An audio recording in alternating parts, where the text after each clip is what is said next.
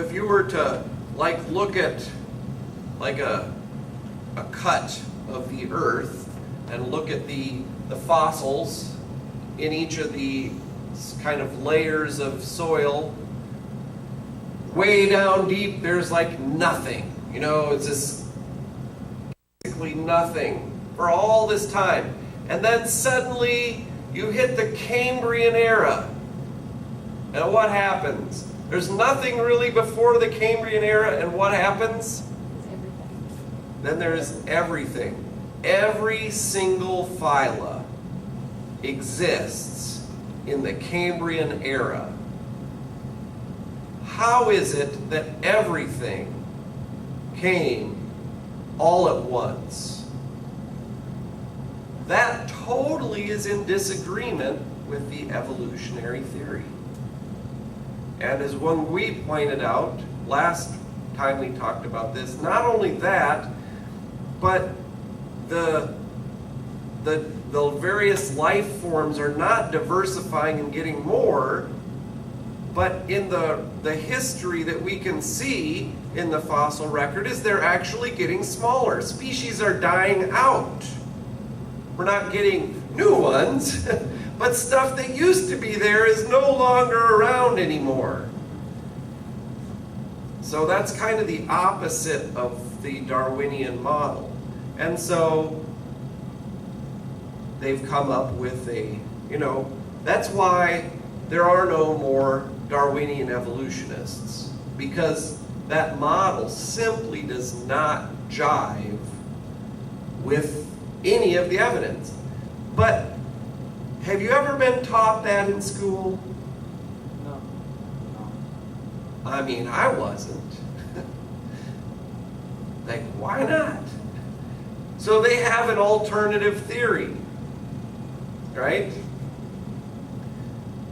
It's well, everything evolved at once, and they gave it a fancy name called punctuated equilibrium, which just means that suddenly everything appears.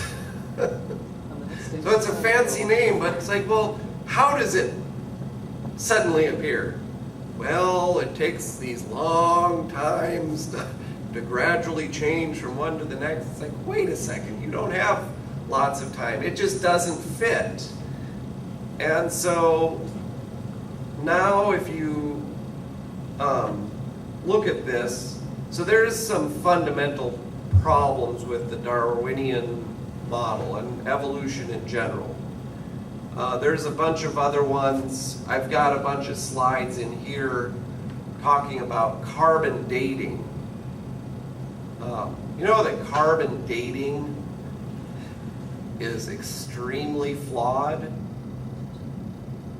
And in fact, I'll not take the time to go through all of them, but let me just show you some quotes, and if you want, you can go look them up. So here's all the fossil record.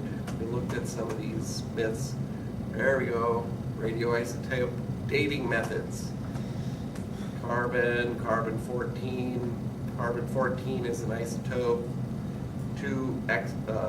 So it's got some, it's unstable. Okay, radioactive decay. I won't bore you with all of these. So carbon 14 half-life is the half-life of C14 is 5,730 years. That's how long it takes. If you have, does everybody know what a half-life is? You have a pound of carbon 14 in 5,730 years, you'll have a half a pound. How do they know that? Pardon? How do they know that? Well, that's the current decay rate. Okay. So, I mean, obviously, you can't, so that is assuming that the decay rate is constant, obviously. So there's extrapolation occurring, which is a very good point, because, we're seeing a small period of time, and we're assuming that decay rates have been constant.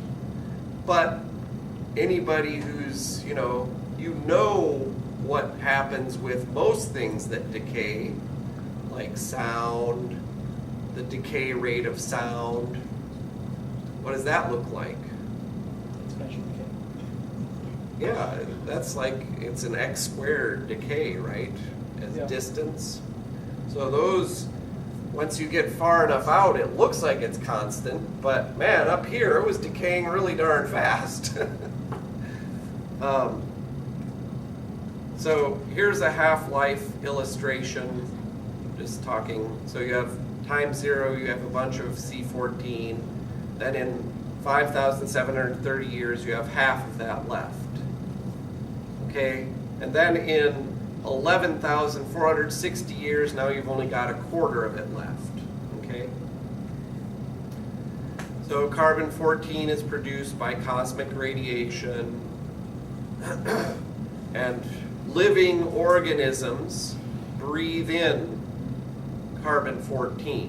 Okay, that's how it gets in. People and plants and animals.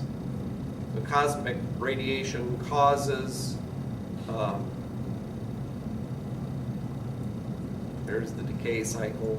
So here's the things that we need to know. Once a plant or animal dies, the clock starts. Okay, because then they're not breathing anymore, eating, they're not taking any more carbon-14. And so that's how they do the measuring. So what they do is look to see how much carbon-14 remains in a fossil. And if there's a lot remaining in the fossil, that means it hasn't been dead very long, because it's always getting less and less, it's decaying, and if you got a lot, then it hasn't been dead long. So if there's not very much, then it's been dead a while. If there's none, then it's been over 50,000 years. So once you get to about 50,000 years, it's no more detectable. So an important thing to know is when you're measuring using this mechanism, you have to know how much would have been there at the starting point, right?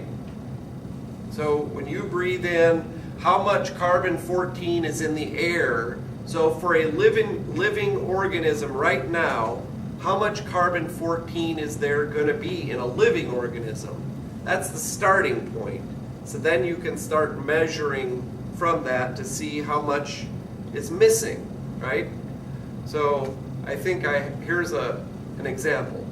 So for instance, if I told you, you enter a room and you see a burning candle, right? And I'm telling you the candle is burning at 1 inch per hour. Okay? How long has the candle been burning? How can you measure that? You have to assume a starting length of the candle. Yeah, well, you have. Well, most candles. You have to know the. Yeah, you have to know the starting height, right? That is the piece that you have to know. Then you can see, okay, well, it's gone down this much, and if it's 1 inch an hour, I can calculate how many hours it's been burning. That is how carbon-14 dating works. So the basic presupposition is that you know how high the candle is, which is the equivalent to how much carbon-14 there is in a living organism. So the assumption is that that's been constant. We know what it is now, so there's an assumption.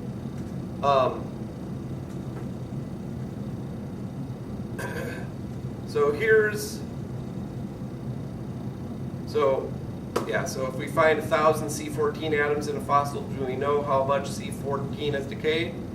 Well, we have to know how much was there to start with. Okay. So how's it done? So basically, we look at the ratio between C12 and C14. And the ratio between them, found in the atmosphere, is 1 trillion to 1. So C14 is not very common, but 1 trillion to 1. So you're talking about very small detectable amounts, but it is detectable, okay? So right now the ratio is about 1 trillion to 1. So you can measure, if you find something that's still 1 trillion to 1, that organism is alive. So a little starfish there.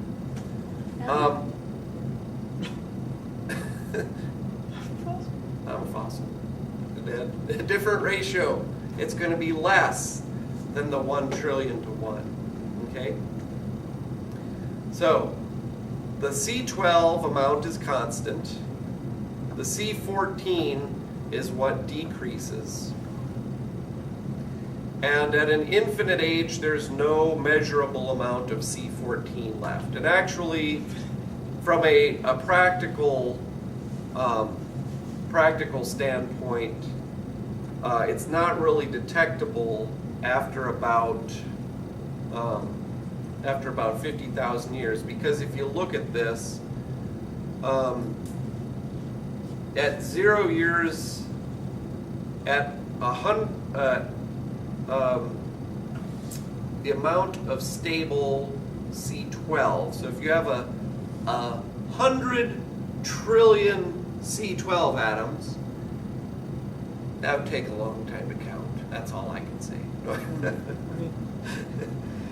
So the ratio in a living item, you then have 100 C12 atoms, or C14, right?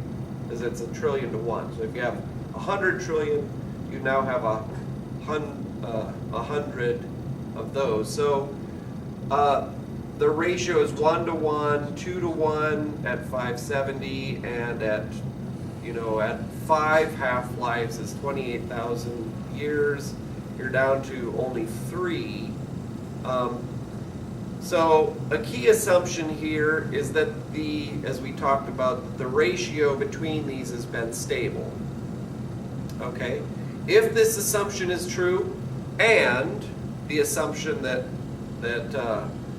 David pointed out, that the decay rate is constant, if those two assumptions hold, then carbon-14 dating is accurate.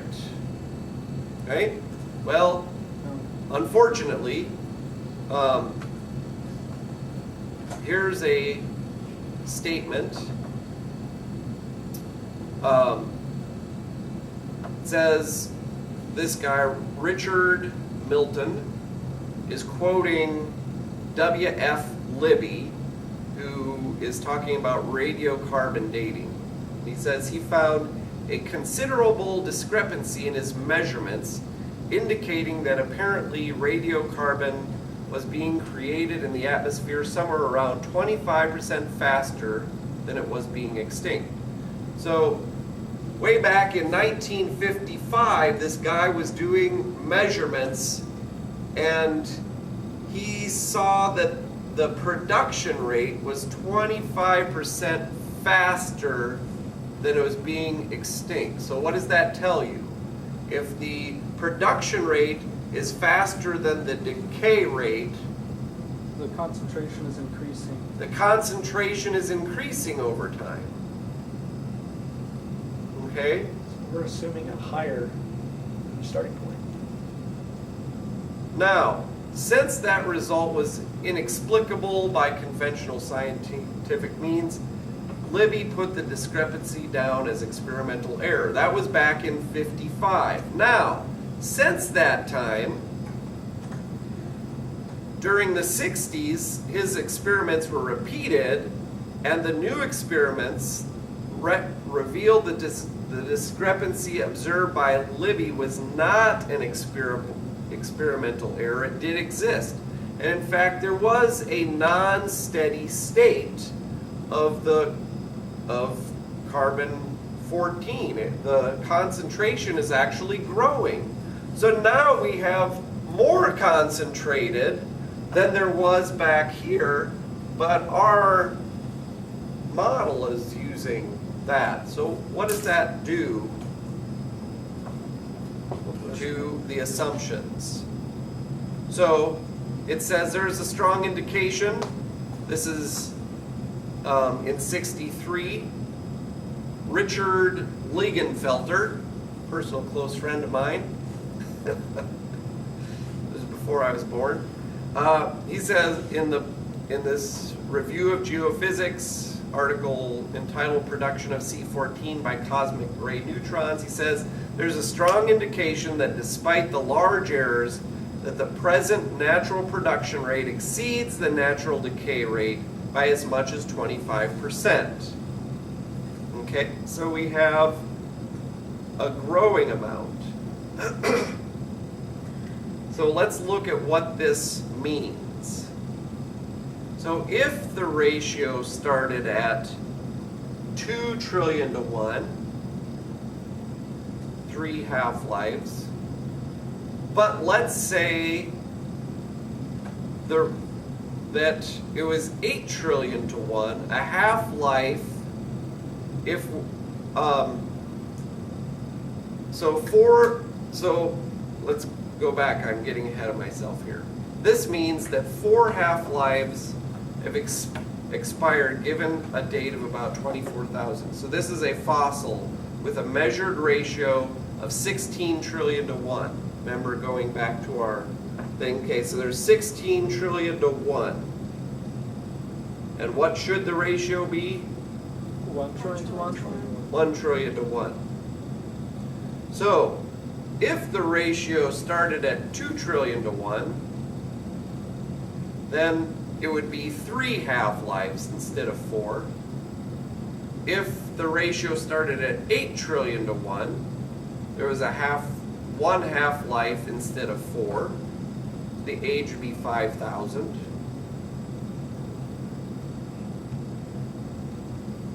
So here's a statement in 74. After now 25 years of radiocarbon dating, this is an American scientist. You can go look it up. We know that the assumption that the biospheric inventory of C14 has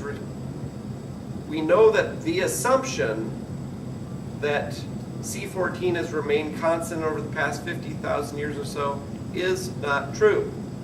Okay? So we know that assumption, they assumed to do the carbon-14 dating that there was a constant rate, but we now know that that's not true. So, factors that would cause dates to appear older than they actually are include cosmic ray penetration creating more, so there's a faster creation rate. The strengths of the Earth's magnetic field, as that changes, it distributes the carbon-14 and also causes the cosmic ray to either be more of them coming in or fewer because they're getting sucked in by gravity. Also, the CO2 levels in the atmosphere, because the carbon dioxide, when the cosmic rays hit that's where you get the carbon-14. So if your CO2 levels are much higher, then you're going to have even more carbon-14. And then, of course, you have things that, if you look at a biblical standpoint, the Genesis flood and the talk about there being this water canopy around the earth, all of that can affect it as well. Atmospheric levels of carbon. The buried carbon, C12, is about 100 times the total carbon in the present biosphere, which tells us what? There used to be a lot more carbon around. Because what's buried is 100 times as much as we see in the current biosphere.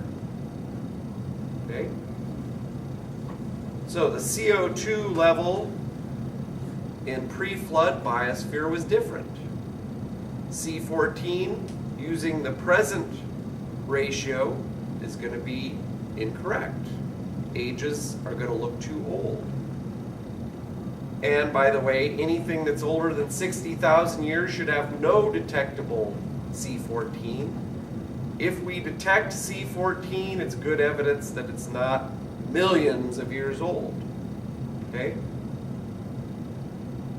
Coal should not contain any detectable levels of C14. However, both coal and diamonds and oil contain detectable levels of C14. So what does that tell you about the age of coal, oil, and diamonds? They're not as old as you How old do they have to be? At least less than 60,000 years. Less than 50,000 years, or there shouldn't be any detectable C14. Well, when was the last time that you heard that coal was created 60,000 years ago? Right? No one sees that. So, yeah, we're in school, it's, millions and millions and millions of years ago. But then why is there C14 still there?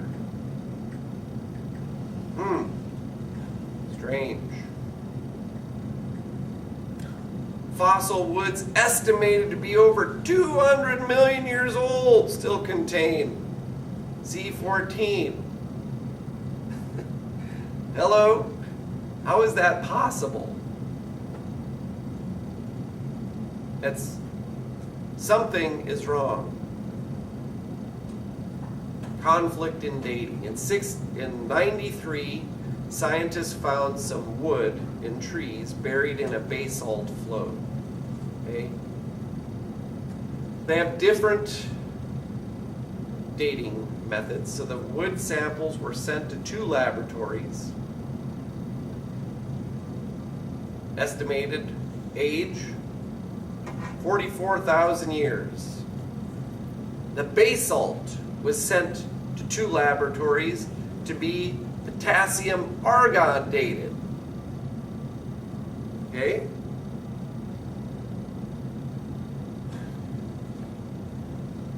$45,000 million years ago. So, That's older than they say the Earth is, isn't it? yeah. So, how is that possible, right? The basalt flow would have captured the wood. Obviously, potassium argon dating was way out to lunch. But that's what they use to date most of the rocks.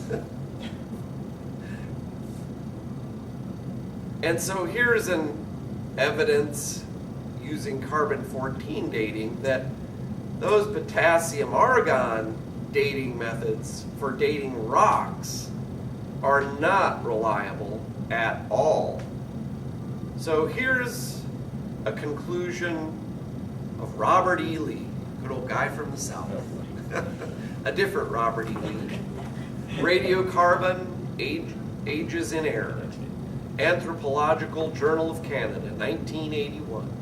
It says the troubles of radiocarbon dating method are undeniably deep and serious.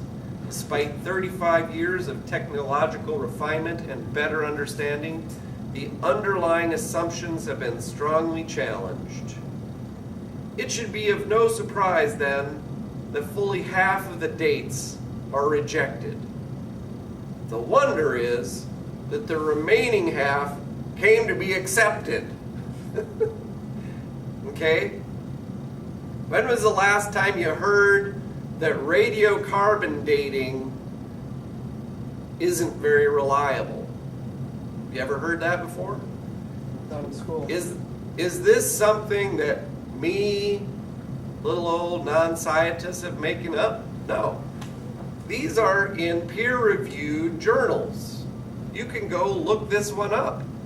The Anthropological Journal of Canada. The other one was the what was the American Scientist. previous one? I don't know. I'll give you the quotes if you want to go look them up. Here it was. American Scientist. So these scientists have concluded that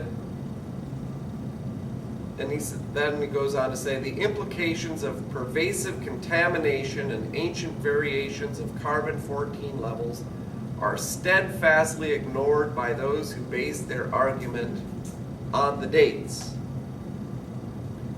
While the method cannot be counted on to give good, unequivocal results, the numbers do impress people and save them the trouble of thinking excessively. And this is his quote. Okay? So, tell me, are there problems in the Darwinian evolutionary model? Yes. Whoa, are there ever? Do you hear about these? Not very often. I mean, if you go and do the research, you can find this out. So, what I wanted to do, and we're probably way low on time here. So what I wanted to do is not only be able to say evolution as a theory has got extreme flaws and does not match the data. So the question is, it's easy to poke holes in somebody else's theory, right? But what's a countervailing theory? So, evidences of a creator. So I already mentioned the Big Bang theory, right? The Big Bang theory points to the fact that the universe had a beginning.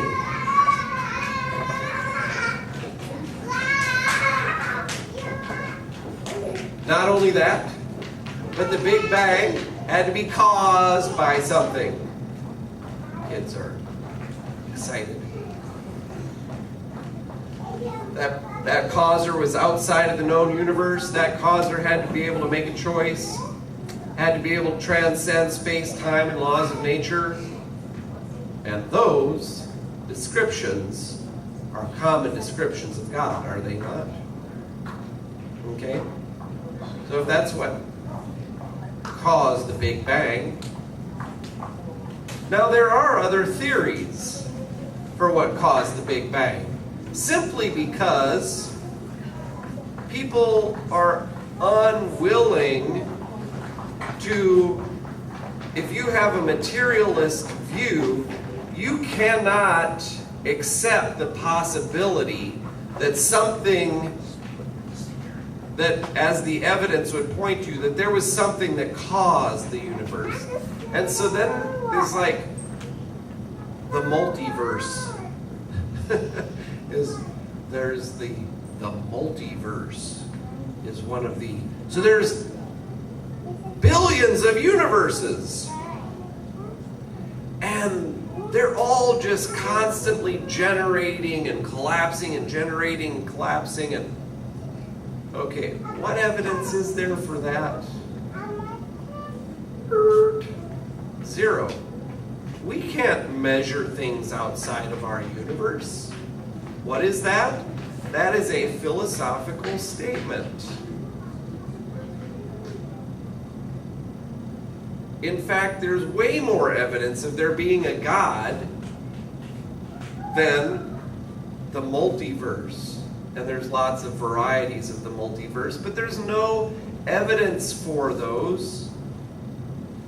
So,